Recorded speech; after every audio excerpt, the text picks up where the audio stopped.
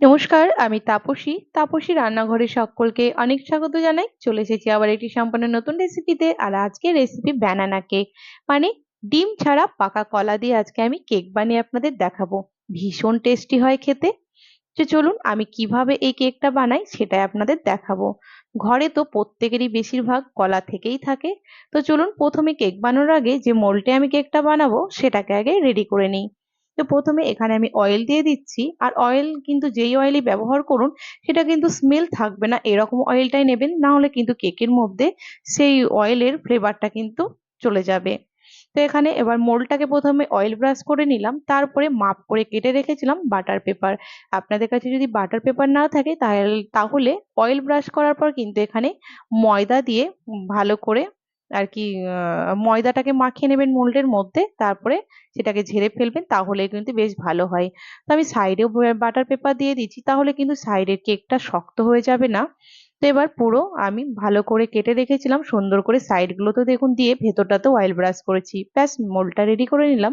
এখানে নিয়ে নিয়েছি 3টে কলা, মোটামুটি ওই 1 কাপ মতো, যেহেতু এখানে মেজারিং কাপের 1 কাপ আমি এখানে ময়দা নেব, সেই মাপেই কিন্তু এখানে আমি কলাটা নিচ্ছি। কলা আর এখানে ময়দার মাপটা কিন্তু একই হবে। আর সব সময় খেয়াল রাখবেন কলাটা যেন একটু বেশি পাকা হয়। শক্ত কলা ব্যবহার করবেন না, বেশি পাকা কলাটা নেবেন, তাতে কিন্তু বেশ ভালো হয়। এবার ভালো করে কলাটাকে একদম ম্যাশ করে নেব। হালকা, এটা কিন্তু একদম মানে মিক্সিতে দিয়ে পেস্ট করবেন না, এটা কিন্তু ভালো করে দেখুন এরকম ভাবেই পেস্ট করে নিতে হবে। হালকা একটু দানা ভাব থাকবে, তাহলে কিন্তু কেকটা বেশি ভালো লাগবে। দেখেছেন ঠিক এই রকম ভাবে কলাটা কিন্তু মানে ম্যাশ করে নিতে হবে। তো এবার এই কলার মধ্যে এবার আমি দিয়ে দিচ্ছি 1/4 কাপ মানে রিফাইন্ড অয়েল। এবার তেলটা দিয়ে দিলাম, ঠিক এই মাপেই দিতে হবে। এবার ভালো করে তেলটাকে কলার সঙ্গে এখানে মানে মিশিয়ে নিতে হবে। ভালো করে কিন্তু মিশিয়ে নেব। আপনারা চাইলে কিন্তু এখানে হ্যান্ড ব্লেন্ডারটাও ব্যবহার করতে পারেন। তো আমি এটাকে দিয়েই ভালো করে এটাকে নাড়িয়ে নিচ্ছি, তেলটা সুন্দরভাবে কলার সঙ্গে মিশে যাওয়া পর্যন্ত। বাচ্চাদের জন্য ভীষণ ফেভারিট এই কলা। দেখুন এখানে এবার আমি একটা ছাকনা নিয়ে নিয়েছি, তাতে নিয়ে নিলাম 1 কাপ যেহেতু ময়দা, তার অনুযায়ী এখানে আমি 1/2 কাপ নিয়েছি চিনি। চিনিটা কিন্তু আপনারা বেশি কম করতে পারেন, বা যদি ভাবেন কোনো সুগারের পেশেন্ট খাবে বা চিনি খাবে না, সেক্ষেত্রে কিন্তু চিনি পুরোপুরি স্কিপ করতে পারেন। আর অবশ্যই চিনিটা কিন্তু গুঁড়ো করে ব্যবহার করবেন। আর সবকিছুই কিন্তু মানে চিনি বা ময়দা সবই কিন্তু এখানে ছাঁকনি দিয়ে ছেঁকে নিতে হবে, চেলে নিতে হবে। তো এবার ভালো করে কলা আর তেলটা মিশিয়েছিলাম তার সঙ্গে চিনিটাকে ভালো করে মিশিয়ে নিতে হবে। তো মিশিয়ে নিচ্ছি। এইবার আবার ছাঁকনিটাকে দিয়েছি, এবার আমি দিয়ে দেব 1 কাপ সমান ময়দা। এই ময়দার বদলে কিন্তু আপনারা আটাটাও ব্যবহার করতে পারেন, তাতেও কিন্তু অসুবিধে নেই, তবে ময়দাটা দিলে কেকটা একটু বেশি স্পঞ্জি হয়। তো দেখুন এবার ময়দাটাও এখানে দিয়ে দিলাম। এবার ময়দাটা এখানে দেওয়া দেওয়া হয়ে গেল। এবার ময়দা দেওয়ার পর কিন্তু আমি প্রথমে এখানে তেল ব্যবহার করব না। প্রথমে কিন্তু এখানে আমি মিশিয়ে নেব, তারপর কিন্তু মানে দুধ যতটা লাগবে নর্মাল টেম্পারেচারে থাকা দুধ কিন্তু তারপর এখানে আমি ব্যবহার করব। তো যারা এখনো আমার চ্যানেলটিকে সাবস্ক্রাইব করেনি তাদের অনুরোধ জানাচ্ছি, যারা ইউটিউব থেকে দেখেছেন প্লিজ তারা আমার চ্যানেলটিকে সাবস্ক্রাইব করবেন, আর পাশে থাকা বেল আইকনটি প্রেস করবেন, যেন আমি নতুন ভিডিও আপলোড করার সাথে সাথে নোটিফিকেশন প্রথম আপনাদের কাছে পৌঁছে যায়। আর যারা ফেসবুক পেজ থেকে দেখেছেন তারা প্লিজ আমার পেজটিকে ফলো করে দেবেন। দেখুন 1/2 কাপ সমান এখানে আমি দুধ নিয়েছি। দুধটা আমি অল্প অল্প করে দেব, আর কিন্তু কেকের ব্যাটারটা রেডি করে নেব। একসঙ্গে কিন্তু বেশি দুধ দেওয়া যাবে না, তাহলে কিন্তু একদম ঝোলা হয়ে যাবে। তাই অল্প অল্প করে দুধ দিতে হবে, আর ব্যাটারটা কিন্তু রেডি করে নিতে হবে। দেখুন একদম সুন্দর ঘনত্বের রেডি হয়েছে, আর আমার 1/2 কাপ দুধের মধ্যে এই বাকি দুধটা কিন্তু থেকেও গেছে। এবার আমি এখানে দিয়ে দিচ্ছি দেখুন মানে 1 টিস্পুন আমি এখানে দিয়ে দিলাম বেকিং পাউডার, আর এখানে দিয়ে দেব 1/2 টিস্পুন মতো বেকিং সোডা। এটা কিন্তু আপনাদের খেয়াল রাখতে হবে। আর এখানে 1 টিস্পুন দিয়ে দিলাম একটা ফ্লেভারের জন্য এখানে ভ্যানিলা এসেন্স, তাহলে কিন্তু কেকটা সুন্দর একটা স্মেল আসবে। তো দেখুন এবার ভালো করে নাড়িয়ে নিচ্ছি। আর যেহেতু এটার মধ্যে ডিমও ব্যবহার করিনি তবুও কিন্তু ভীষণ স্পঞ্জি হবে। কেকটা রেডি করার পর আপনারা দেখবেন কতটা সুন্দর হয়। ভালো করে দেখুন নাড়িয়ে নিচ্ছি।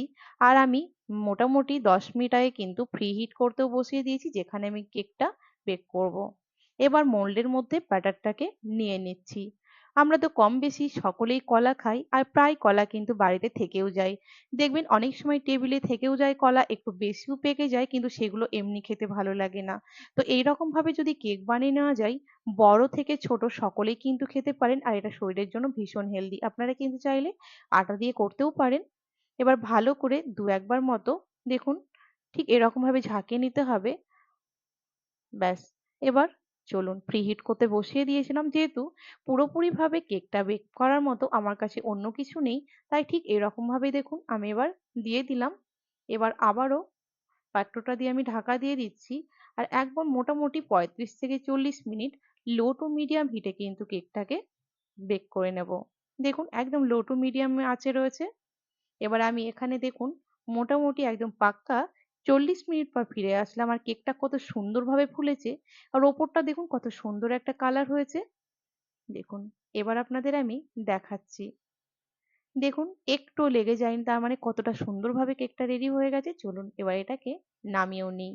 দেখুন কতটা নরম হয়েছে, ভীষণ গরম এখন। এবার কেকটাকে নামিয়েও নিচ্ছি। দেখুন নামিয়ে নিলাম। এবার মোটামুটি ঠান্ডা করে নেব, তারপর আপনাদের আমি এখানে কেকটা কিন্তু কেটেও দেখাবো কতটা স্পঞ্জি হয়েছে। দেখছেন এখনই কতটা সুন্দর নরম। এবার একটা কাপড় ঢাকা দিয়ে আমি রেখেও দেব। দেখুন ভীষণ সুন্দর কালারটাও এসেছে। এখানে মোটামুটি 1 ঘন্টা মতো হয়েছে, আর খুবই ঠান্ডা হয়ে যায়নি, হালকা একটু গরম রয়েছে। কিন্তু চলুন আপনাদের আমি এটাকে কেটেও দেখাচ্ছি। এবার একটা প্লেটের মধ্যে এটাকে নামিয়ে নিচ্ছি। দেখুন চলুন দেখুন এবার ওপরে যে বাটার পেপারটা দিয়েছিলাম সেটা এবার ওপর থেকে উঠিয়েও দেব। এখনই দেখে বুঝতে পারছেন কতটা সুন্দর কালার হয়েছে, আর এত সুন্দর একটা স্মেল বেরোচ্ছে।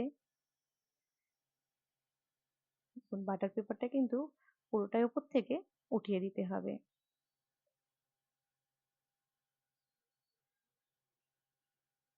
একদম কম সময়ে হয়ে যায় এরকম ভাবে কিন্তু আপনারা অনেকে এরকম ভাবে বাড়িতে টুক করে কিন্তু কেকটা বানিয়ে নিতে পারেন। দেখুন দেখেছেন কতটা সুন্দর ফ্লাফি হয়েছে। তা আমার রেসিপি যদি আপনাদের ভালো লেগে থাকে তাহলে কিন্তু লাইক শেয়ার করতে ভুলবেন না। কমেন্টে কিন্তু অবশ্যই জানাবেন এই মানে এগলেস ব্যানানা কেক আপনাদের কেমন লেগেছে। ভালো লাগলে কিন্তু আপনারাও এরকম ভাবে বাড়িতে বানিয়ে খেয়ে কিন্তু আমাকে সেটাও জানাবেন এই কেক আপনাদের কেমন লেগেছিল। দেখুন একটা ছুরি দিয়ে আপনাদের কেটেও দেখাচ্ছি। বুঝতেই পারছেন ছুরিটা যখন দাবছে কতটা স্পঞ্জি। ছুরিটা দেখে বুঝতেই পারছেন ভীষণ ফ্লাফি হয়েছে। খেতেও কিন্তু অসাধারণ হয়েছিল। দেখুন এটা আপনাদের আমি দেখিয়েও দিচ্ছি। এর মধ্যে কিন্তু না ডিম ব্যবহার করেছি, না কিন্তু এখানে গুঁড়ো দুধ কোনো কিছুই ব্যবহার করিনি। একদম সুন্দর একটা কলার ফ্লেভার। দেখুন কতটা স্পঞ্জি। তো আজকের রেসিপি এই পর্যন্ত ছিল। দেখা হবে আর এক নতুন এপিসোডে। আপনারা সকলে ভালো থাকবেন, সুস্থ থাকবেন। ধন্যবাদ।